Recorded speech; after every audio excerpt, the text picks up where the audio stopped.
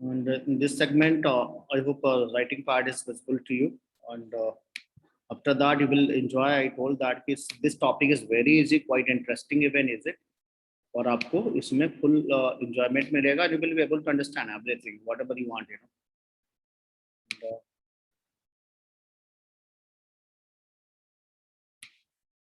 चलो. Let's go with the art segment, you know. There is a topic, you know, you have already little bit, information. आपने पहले से बेटा 10th में भी इसकी बातें पढ़ी है. There is a topic that is known as resistance, you know. What is actually resistance? है ना? Resistance means you are going to resist something, you know. आप कभी आपका जैसे मन बोलता है ना पढ़ाई कर लो, एक मन बोलता है पढ़ाई करो, बोलता है पढ़ाई मत करो यार, पढ़ाई करने का कोई फायदा नहीं होता, पढ़ाई करने से बहुत ज्यादा पैसे मिलते हैं. ये बोलता है नहीं यार, let us sleep, you know. Why I'm going to study too much, you know. Life is, you know, full the enjoyment. बेटा आज आप मेहनत करोगे ना, अगले 80 years ना आपको कभी ट्रबल नहीं होगी. You will enjoy definitely and you will remember me well. फिर हाँ ना, सर ने बात सही बोली थी. चलो, रेजिस्टेंस जो पहला टॉपिक होगा, मैंने बोला रेजिस्टेंस के पहले इलेक्ट्रोलाइट्स में किसी को डाउट है बेटा? Anyone has any doubt in electrolytes? आपको थोड़ा सा लिख देना, because we are going to start the topic that is the electrochemistry. Is it electrochemistry? What I told that board examination point of view is going to be 5 marks and competitive point of view से इसमें minimum 2 to 3 question आते हैं. तो ये हमारे लिए important chapter है. Electrochemistry, the branch of science which deals with the study of, you know, electrochemical phenomena, means electrochemical and electrolytic phenomena.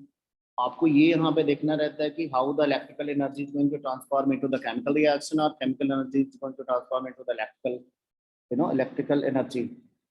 तो while going detail, you know, सबसे पहले जो हमें थोड़ा सा रेफरेंस लेना होगा, क्लास 11th में भी आपने पढ़ा था. There is a topic that is, you know, that is known as conductor. That is known as conductor. मैं अगर डायरेक्टली लूँ तो I can write, you know, conductor. Got it? Conductor में हमने बेटा दो चीजें सीखी थी, फिजिक्स में भी ये काम आता है. कंडक्टर ऐसे सब्सटेंस होता है जो इलेक्ट्रिसिटी के कंडक्शन में हमें हेल्प करते हैं. They are going to help us for conduction of current. Conductor बेटा दो तरीके का होता है. One is known as electronic, जो हमें इस चैप्टर में बहुत डिटेल में नहीं पढ़ना. Electronic conductor are basically what बेटा? मेटल. और मेटल ले सकते हो आप. अगर नॉन मेटल में एग्जांपल होगा तो you can take a graphite and little bit you can take semiconductor में भी, यू नो, सेमीकंडक्टर को भी इसमें इन्वॉल्व कर सकते हो. सेमीकंडक्टर भी हमारे इलेक्ट्रॉनिक कंडक्टर के पार्ट है, बट हम उसको एग्जैक्टली कंडक्टर्स के रेफरेंस में नहीं देखते, मैंने बोला. लेकिन ये भी इलेक्ट्रॉनिक कंडक्टर का ही पार्ट होगा, बिकॉज सेमीकंडक्टर में भी क्या होता है? ब्रेकिंग ऑफ कोवेलेंट बॉन्ड होगा, then there is availability of electron. Metal और electronic conductor because current conduction का जो basically responsibility of there is a free electrons.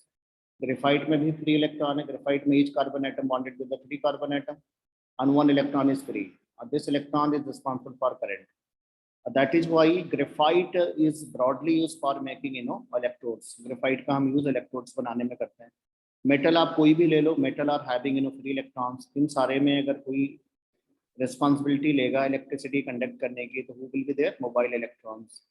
और बेटा क्या बोलना? Free electrons. Metals के पास free electron होता है. That is why that they are good conductor, you know. And that is known as, you know, ionic conductor. That is known as ionic conductor. As the definition itself says that, you know, ions are responsible. See that ionic conductor. Conductor तो है बेटा, ये electricity को conduct करेगा, but who is responsible for passing the current? Then ये कहते हैं कि basically मेरे पास suppose for NaCl है. Solid state it is insulated because positive and negatively charged are tightly hold each other. They are going to be tightly hold each other. They cannot move here and there, so it is going to be insulator. ये generally हमारे पास क्या रहता है बेटा? It is going to be insulator because in solid state oppositely charged ions are tightly hold each other. They cannot move. Ions are not free, is it? That's an insulator होगा. But अगर इसको आप क्या करा दो बेटा? Melt कर दो. I am going to melt it. Melt करने के बाद the molten NaCl you will get, and the NaCl is going to be in the liquid state. आपको जो NaCl मिलेगा that will be molten NaCl. Now it is a conductor. अभी हमारा conduction का काम करेगा. Why it is a conductor बेटा? Because ions can move, you know. ions can move, Na plus can move here and there, Cl minus also can move, from one place to another place. Free ions हमें मिल चुके हैं, ions की mobility allow है, ions are free to move here and there, and that is why it is going to be a good conductor.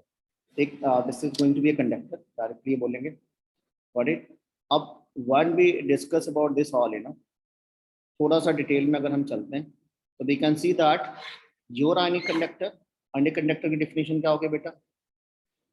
The conductor in which ions are responsible for the conduction of current. यहाँ पे क्या था, हम क्या लिखेंगे? Ions बोले तो बेटा cation and anions. Ions are responsible.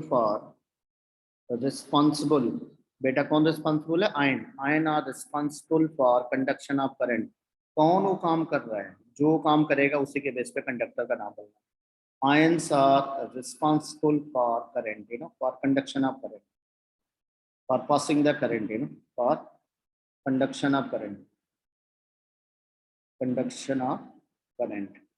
अब जब हम इसमें चेक करते हैं ना, let us do little comparison.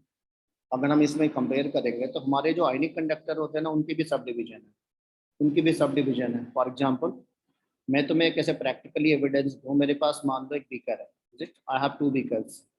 I will immerse electrode, I will fit a battery. यहाँ पे अगर मैं एक बैटरी लगा दूँ प्लस माइनस टर्मिनल की, और मैं यहाँ पे एक बल्ब लगा दूँ. आपने कभी शायद ये लोअर क्लास में कभी पढ़ा होगा, यहाँ पे मैंने एक बल्ब का फिलामेंट लगा दिया. सपोज करो मेरा बेटा, अगर इसमें मैं क्या भर दूँ बोलो, मैं इसमें विनेगर डाल देता हूँ. क्या डाल दूँ? विनेगर. आप खुद से समझ में आएगा कि ये वीक इलेक्ट्रोलाइट है. अगर मैंने इसमें एसिटिक एसिड डाल दिया तो ये बहुत पुअर कंडक्शन करे. जो बल्ब ग्लो करेगा ना, वो पुअरली ग्लो करता है, पुअरली ग्लो करेगा, लेकिन उसमें उतना ग्लो नहीं आता. Let us go in the another container. I am going to NaCl. NaCl plus minus वाला डालो एक्वस स्टेट में. It is a better electrolyte. Number of ions इसमें ज़्यादा बनेगा. मैंने दोनों के 1 मोल ले लिए. तो जो स्ट्रॉन्ग इलेक्ट्रोलाइट्स हो गए, इसमें बैटरी का सोर्स भी लगा देना, बैटरी का सोर्स लगा के बल्ब लगा दो. तो practically we can observe that strong electrolytes जहाँ पे रहते हैं ना, वहाँ कंडक्शन थोड़ा ज़्यादा होगा. Is it? NaCl क्या होगा? 100% टूट जाता है, 100% ब्रेक होगा. नंबर ऑफ आयंस ज़्यादा बनेंगे. आपको अगर काम कराना है तो ओबियसली नंबर ऑफ पीपल्स जितने ज़्यादा होंगे, कंडक्शन उतना ज़्यादा है ना. तो ये नंबर ऑफ आयंस ज़्यादा बनते हैं. यहाँ पे क्या प्रॉब्लम आती है? Acetic acid is going to dissociate very slowly. बहुत स्लोली टूटेगा, स्लोली ब्रेक होगा. Then what will happen? Because of slow breaking, number of ions will be less. और नंबर ऑफ आयंस अगर हमारे लेस हैं, ये हमारे पास नंबर ऑफ आयंस लेस होते हैं, कंडक्शन क्या होगा? पुअर होगा. तो यहाँ पे पुअर कंडक्शन होगा. On the basis of this property, I can easily divide the electrolyte into category. Means हम यहाँ पे बोल सकते हैं electrolyte can be of 2 type. Basically ना, electrolyte को 2 पार्ट में डिवाइड कर देना. One is known as strong and that is known as weak. ये हम आयनिक इक्विलिब्रियम में भी पढ़े हुए हैं. Strong electrolyte are such electrolyte which dissociate completely in the water. Strong electrolyte are such electrolyte which जिसकी डिग्री ऑफ डिसोसिएशन 1 होती है, जिसको आपने पानी में डाल दिया 100% डिसोसिएशन होगा. It dissociate or ionize completely. It ionized completely. Got it? इसमें हमें कोई प्रॉब्लम नहीं आती. अच्छा, गुड कंडक्टर. वीक इलेक्ट्रोलाइट में क्या होगा? वीक इलेक्ट्रोलाइट में हम अगर देखें तो पार्शियली आयोनाइज होगा. The electrolyte which ionize partially, तो बेटा क्या करेगा? पार्शियली आयोनाइज होगा. Got it? और पार्शियली आयोनाइज होने पे प्रॉब्लम आती है. Number of ions will be less and conduction will be poor. For example, or organic acid, CH3COOH ले लो, formic acid you can't take, or you can take, carbonic acid H2CO3, or maybe anything, it is all organic acid or the, weak electrolyte बोले जन strong में, all the strong acid HCl, HBr, HNO3, H2SO4, these are the strong electrolyte. By seeing the formula I can easily get to know that these are the strong, and they have a stronger tendency to get ionized completely. And if we take the salt of strong acid and strong base also, you can take. These are the ATC. We can take the examples. The strong electrolyte or weak electrolyte में हमने यहाँ पे थोड़ा सा differentiation कर सकते हैं बेटा. Later on अगर हम बात करते हैं तो as you know in the physics, अब हमें जो बेसिकली अगले टर्म की बात करनी है that is the resistance. Resistance की बात करेंगे।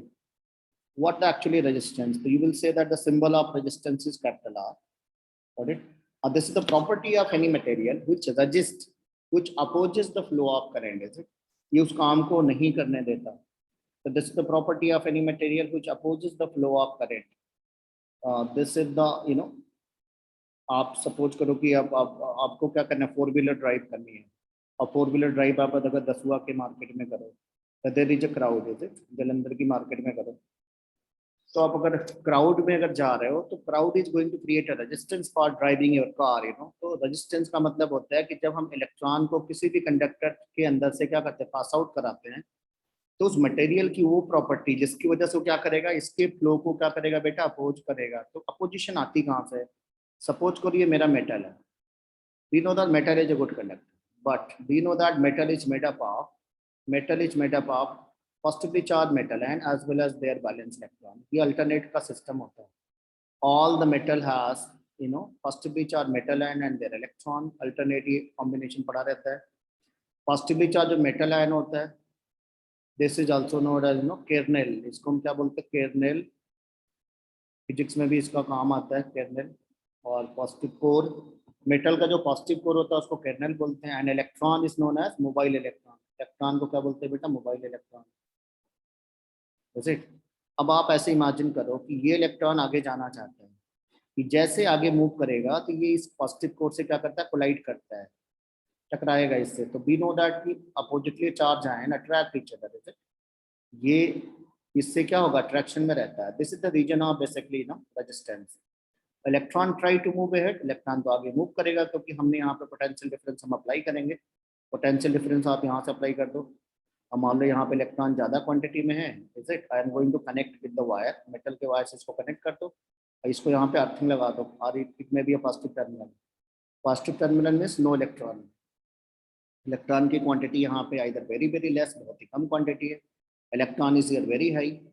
पॉजिटिव को क्या मानते हैं बेटा, हाई पोटेंशियल मानते हैं। क्या मानते हैं, high potential, is it, high potential. And we know that electron easily travel from low potential to high potential.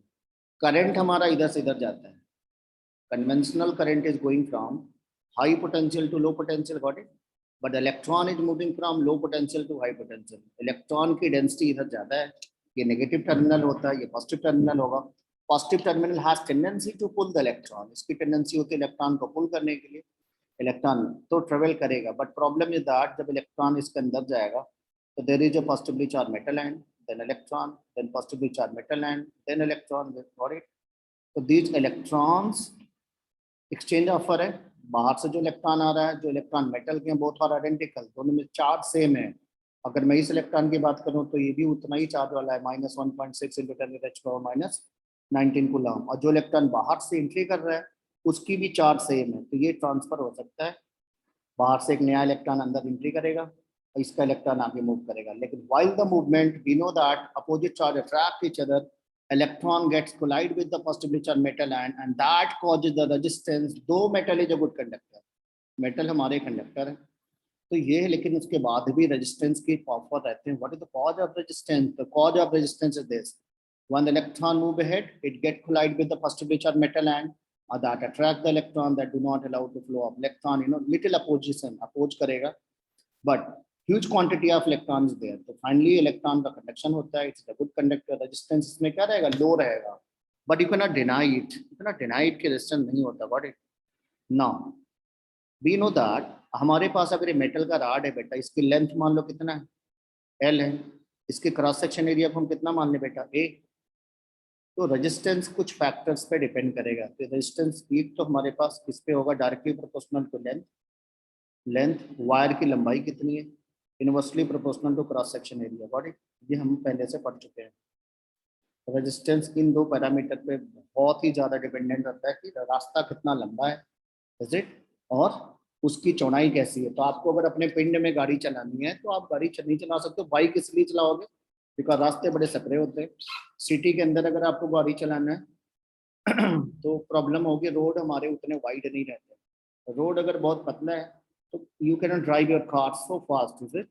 तो ये एरिया पे डिपेंडेंट है। एरिया का मतलब थिकनेस ऑफ रोड, जो रोड है उसकी थिकनेस कैसी है। तो हाईवे पे अगर आपको गाड़ी ड्राइव करनी है आप आसानी से चलाओगे, स्मूथली चलाओगे, रेजिस्टेंस कम मिलेगा। आपको फार्मूला 1 रेसिंग कार चलानी है, आपको उस ट्रैक पे जाना होगा, वहाँ resistance tends to be zero हो जाएगा, बहुत ही कम हो जाएगा। तो दिस इज द रीजन एक तो ये दो पैरामीटर पे डिपेंडेंट होता है। फिर हम ये बोलते हैं कि रेजिस्टेंस हमारा क्या होगा बेटा, directly proportional to length, inversely proportional to cross section area. को एक साथ लिख दो। We can write collectively this and remove the proportionality by a constant that is known as resistivity. Her material का अपना नेचर होता है, हर मटेरियल की अपनी डेंसिटी होती है, पर्टिकुलर एरिया में उसमें कितने नंबर ऑफ आयंस होते हैं, इन सारी चीज़ों पे भी रेजिस्टेंस कहीं ना कहीं, लेकिन ये पर्टिकुलर वैल्यू कांस्टेंट होती है, हर मटेरियल पे डिपेंडेंट होती है। Got it. तो resistance is equal to rho into L by A, ये हमारा फाइनल फार्मूला है, इस पे हमें काम करना रहेगा, इस पे न्यूमेरिकल लगाना है। और रही बात इसकी यूनिट की, तो we know that unit is what बेटा, ओम, है ना। तो you should remember my name and that is sufficient to remember it, that it's going to be ohm only, OHM। oh my god, is it? तो resistance की unit क्या हो जाएगी बेटा, ओम, where R is the resistance, rho is the resistivity, L is the length of wire, and A is the cross section area। ये registry को क्या बोलते हैं, specific resistance, it is known as specific resistance, specific resistance। तो specific resistance क्या होता है, इस पर हम आगे भी काम करेंगे। रेजिस्टेंस की डिफिनेशन होगी, resistance is the property of any material which opposes the flow of current, जो करंट के फ्लो को अपोज करता है। इफ यहाँ तक डन हो गया तो बताओ, so that I can move on the next page. तो प्लीज गिव थम्स अप और ओके, थैंक यू। नेक्स्ट फिर एक बार इलेक्ट्रोलाइट्स वाला पेज बता दो। इलेक्ट्रोलाइट वाला पेज में वापस करूँ। तो ये इलेक्ट्रोलाइट्स और एनी मटेरियल जिसको आप एक्वस मीडियम में डालते हैं या मोल्टन स्टेट में डालते हो, तो they are going to furnish ions. ये इनके घर में तलाक हो जाता है, they are going to give ions. Electrolyte are basically two type, one is the strong electrolyte. Strong electrolyte में बेटा डिग्री ऑफ डिसोसिएशन 1 होगा, मींस 100% डिसोसिएशन होगा, they are going to dissociate 100% dissociation. तलाक होगा, कंप्लीटली होगा, but number of ions always यहाँ पे ज्यादा रहते हैं। यहाँ पे क्या होगा, अल्फा नेवर इक्वल टू 1, इसका डिग्री ऑफ डिसोसिएशन कभी भी 1 नहीं होता। इस कॉन्सेप्ट का काम आगे आएगा, अभी यहाँ पे तो हमें इसका उतना काम है नहीं।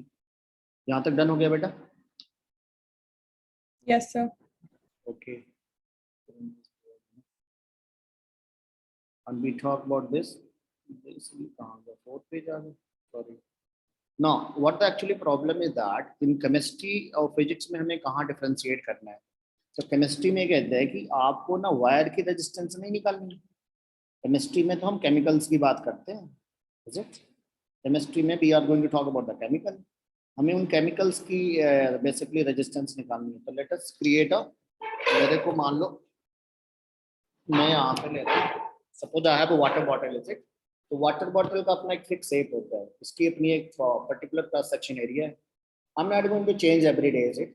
और वी नो दैट अगर किसी लिक्विड को इसके अंदर अगर आपको नेट भर देते हो, जितने भी लेवल तक आप भरोगे, तो volume of liquid can be taken as volume of container, volume of liquid can be taken as volume of container, अगर वो फुल्ली फिल्ड हो। लेकिन उसका रीजन ये रहता है कि लिक्विड के मॉलिक्यूल हमारे मूवमेंट में रहते हैं, लिक्विड के मॉलिक्यूल हमारे एडजस्ट करते हैं। तो अगर आपने कंटेनर को कैसा बना लिया बेटा, ये सिलिंड्रिकल बना लो। सिलेंडर बनाने में कोई प्रॉब्लम, सिलेंडर होगा तो इसका अपना एक क्रॉस सेक्शन एरिया हो जाएगा, जिसको हम ये मान लेंगे it seems to be wire, seems to be wire, is it? ये जो है ये आपको क्रॉस सेक्शन एरिया CSA हो जाएगा, cross section area. What it?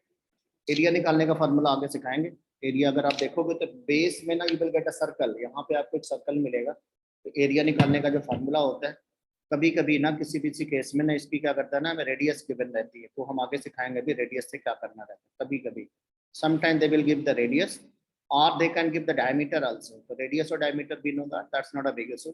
Radius given है तो एरिया क्या हो जाएगा, simply pi r square, is it? ये पाई आर स्क्वायर से कभी कभी निकाल सकते हैं, is it? Not in all cases. Few cases they are going to give us. Few cases they will say simply that the radius is this, diameter is this. तो diameter radius में relation हमें पहले से मालूम है। इस device की जो लेंथ है वो हम वायर से मैच करती हुई दिखेगी, तो इसको हम लेंथ को मानेंगे L।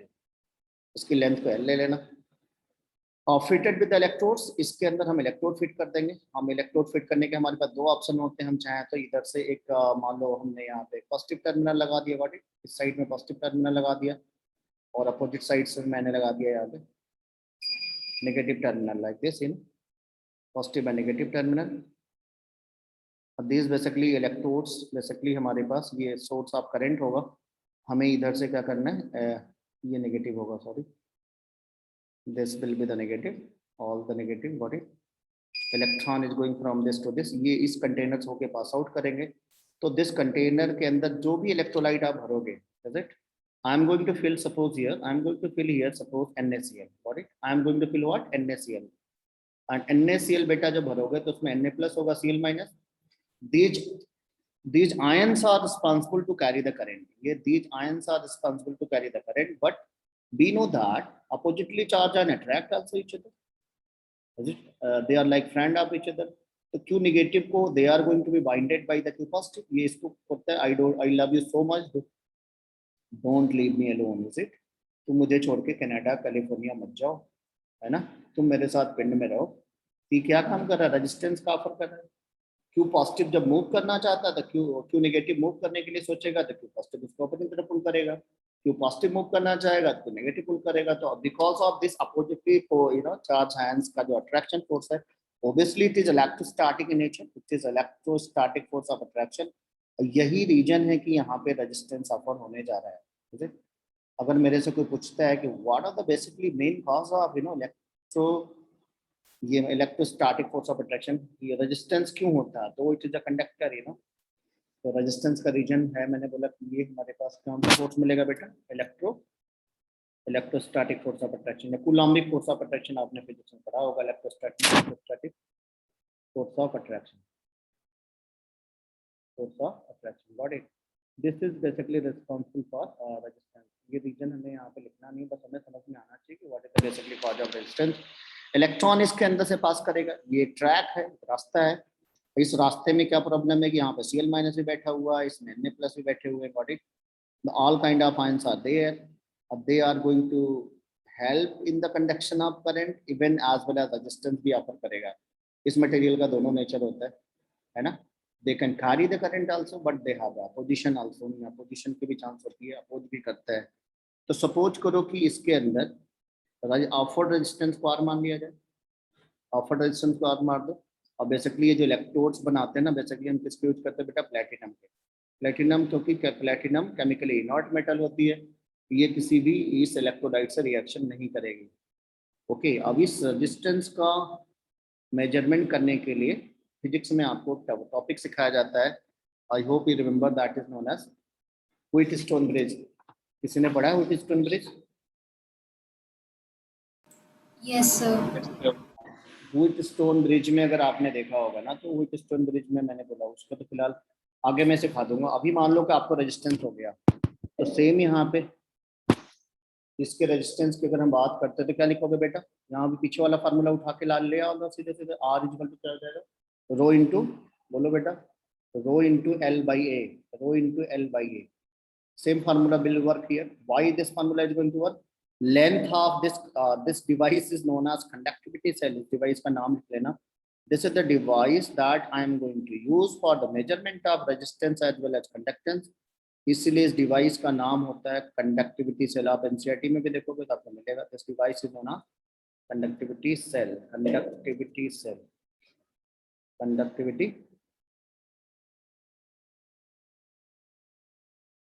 conductivity cell. The conductivity cell is a device that is fitted with the two electrodes in either side and filled with an electrolyte. आप इसके अंदर जो मर्जी इलेक्ट्रोलाइट डाल दो, पानी भर दो, पानी की कंडक्शन चेक करनी है ना, NaCl का कंडक्शन चेक करना है, NaCl भर दो, this you can do it, is it. और इसकी यूनिट आपको पहले से मालूम है, इसमें हमें कोई प्रॉब्लम नहीं। सेकेंड, इसमें बेटा अगर हम बात करते हैं तो ये जो L बाई ए होता है, आगे अगर हम चलेंगे तो ये L by A, there is a term of C that LNA, L by A को that is known as cell constant, इसको किससे बोलते हैं बेटा, नेक्स्ट टॉपिक लिख देना, that is known as cell constant, cell constant, what this actually, cell constant क्या होता है भाई, cell constant, this is known as cell constant, it is denoted by G star, इसको हम जी स्टार से शो करते हैं, व्हाट इज जी स्टार। अब आप मेरे पास ये बॉटल है, व्हाट आई टोल्ड दैट इसकी जो क्रॉस सेक्शन एरिया और लेंथ कांस्टेंट है फॉर एवरी डे। मैं इसके अंदर पानी भर दूं, इसके अंदर मैं दूध भर दूं, इसके अंदर मैं यानी Pepsi Coca Cola whatever no problem, tea. लेकिन कहते हैं बेटा ये जो कंटेनर है ना, इसकी लेंथ और क्रॉस सेक्शन एरिया का रेशियो कांस्टेंट ही रहेगा। घर में जो बैटरी रहती है, जो ड्राई सेल हम यूज करते हैं, उसकी लेंथ और उसका जो क्रॉस सेक्शन एरिया दोनों फिक्स होता है। ऐसे में हम ये बोल सकते हैं कि ये लेंथ और क्रॉस सेक्शन एरिया का रेशियो जो कांस्टेंट होगा, एंड सो दैट इसकी यूनिट अगर बोलेंगे तो क्या होगा, एल की यूनिट क्या होगी बेटा, मान लो suppose centimetre divided by centimetre square, area तो सेंटीमीटर स्क्वायर हो जाएगा। Finally it is going to be per centimetre, it is going to be per centimetre, per centimetre. तो इसकी डेफिनेशन लिख देना, it is defined as ratio of length and cross section area conductivity cell, length and cross section area of conductivity cell. ये जो bottle है इसकी length कितनी है, उसका क्रॉस सेक्शन एरिया कितना है, ये हमेशा कांस्टेंट होता है। अब पानी पीने वाला जो ग्लास होता है that is cylindrical in shape and its length and cross section area is not going to be changed every day, is it? आप उसके अंदर मिल्क डाल के पी लो, आप उसके अंदर पानी पी लो, आप उसके नमक का NaCl solution बना के पियो, no issue, is it? But this is going to be constant. And what the definition? It is defined as, or it is equal to, आप इसको लिख लेना, it is equal to the ratio of length and cross section area of conductivity cell, cross section area of conductivity cell. I hope it's clear. Conductivity cell लिख लो, मेरा pen थोड़ा सा ना बहुत ही स्लो करता है। Conductivity cell,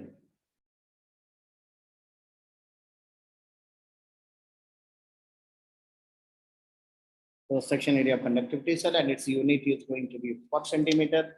It can't be taken in meter also, per meter हो जाएगा बेटा, and that will remains constant. Till then you are not going to change the cell को content नहीं बदल देते हो। And there is a more important एक parameter है, that is the resistivity. What the actually पिछला स्लाइड दिखाना है। back side? Yes It is equal to the ratio of the length and cross section area of conductivity cell.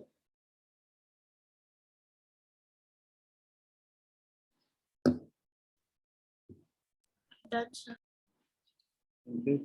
And after that, अगर हम थोड़ा सा इसमें चलते तो that topic is known as resistivity or specific resistance. What this actually means?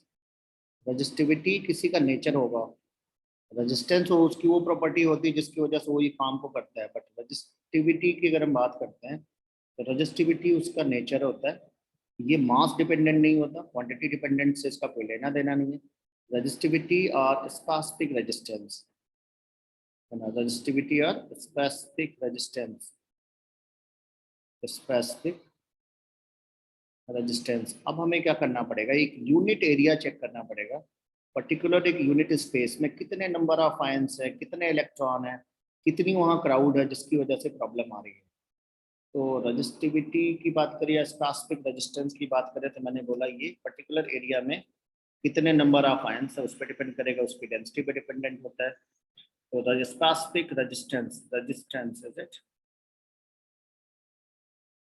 तो ये बहुत सारे फैक्टर्स पे डिपेंड करता है, नंबर ऑफ आयंस के कंसंट्रेशन पे डिपेंड करेगा, नेचर ऑफ आयंस पे भी डिपेंडेंट रहेगा, आयंस किसका है, वीक इलेक्ट्रोलाइट का है, स्ट्रॉन्ग इलेक्ट्रोलाइट का, so many factors are there तो रजिस्टिविटी, तो I will say that this is denoted by rho, it is denoted by rho, पहले तो ये लिख देना, it is denoted by rho. और सी द प्रीवियस फार्मूला में हमने देखा था R is equal to rho into L by A, R is equal to rho into L by A. Mathematically अगर हम चलते हैं तो इसको क्या करो, डिवाइडेड बाई 1 कर लो बेटा, क्रॉस मल्टीप्लिकेशन कर देना, R हमारा A के साथ जाएगा, L हमारा नीचे जाएगा, तो rho must be equal to rho is equal to RAL, is it, rho is equal to RAL, RAL, you know the railway, rho is equal to rail, is it? But इसमें ध्यान देना कि R A में R A ऊपर ही आता है, starting में 2 term में ऊपर ही रहते हैं। रो इक्वल टू रेल, जिसमें ए हमेशा ऊपर रहेगा, आर भी ऊपर रहेगा।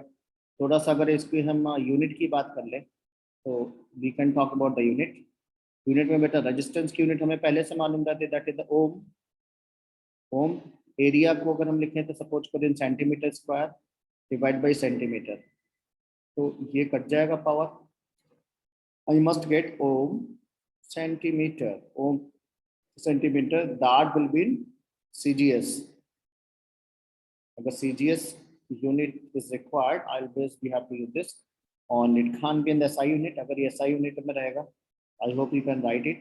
ओम तो कॉमन है दोनों में, that will be ohm metre, ohm metre. क्योंकि सॉलिड स्टेट में भी ये टॉपिक था कि कंडक्टर्स की जो बेसिकली रजिस्टिविटी का रेंज गिवन था ना, इंसुलेटर के रजिस्टिविटी का रेंज गिवन था, वहाँ पे टर्म हमारे पास पहले से था।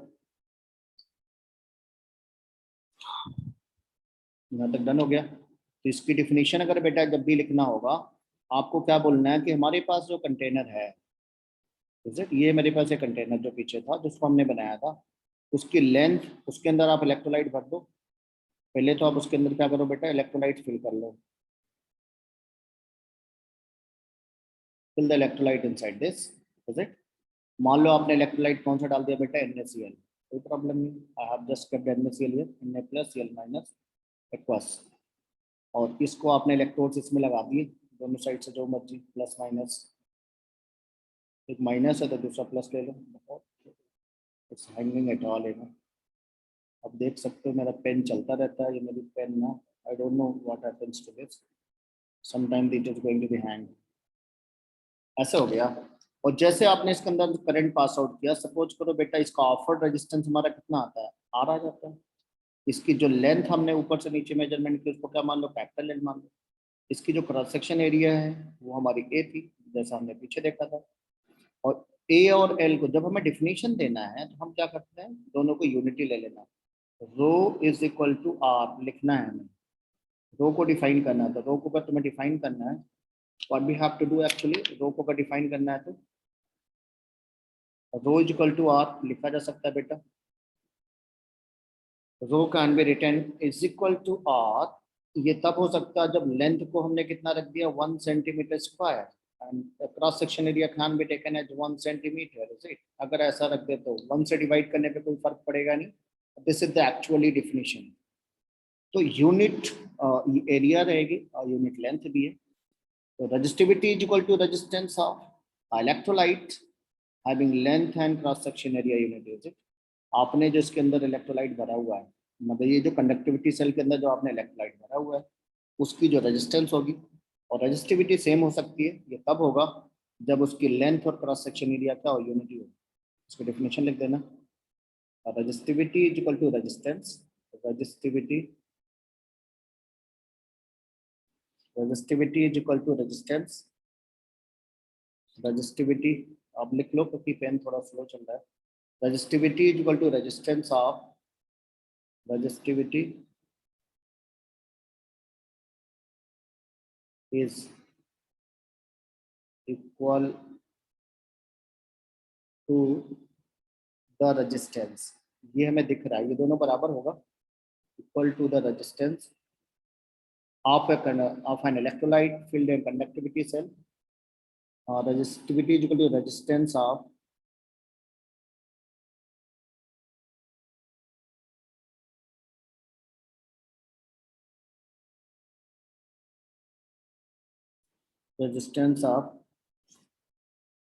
कंडक्टिविटी सेल, डायरेक्ट भर लो, पूरा पूरा भर के रखेंगे हम, conductivity cell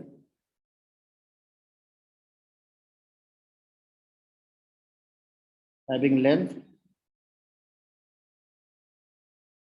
length and cross section area unity, having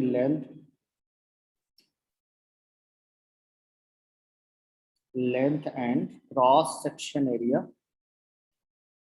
unity or unit, got it? So resistivity is equal to resistance of a conductivity cell having length and cross section area unity. Best of luck for today, and stay safe, stay healthy, and be regular. This chapter will be ready for you, आप एक बार पढ़ोगे आपको पूरा ये chapter अच्छे से तैयार हो जाएगा, so that you will be able to score well in your unit test as well as in board also as well as in competition. Have a nice day to you all. Everyone just one quickly. Thank you, sir.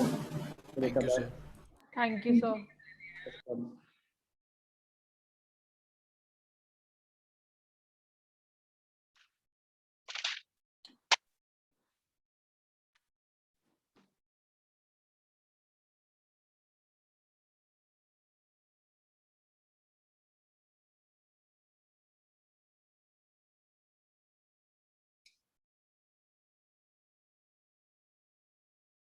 कर दूं मैं?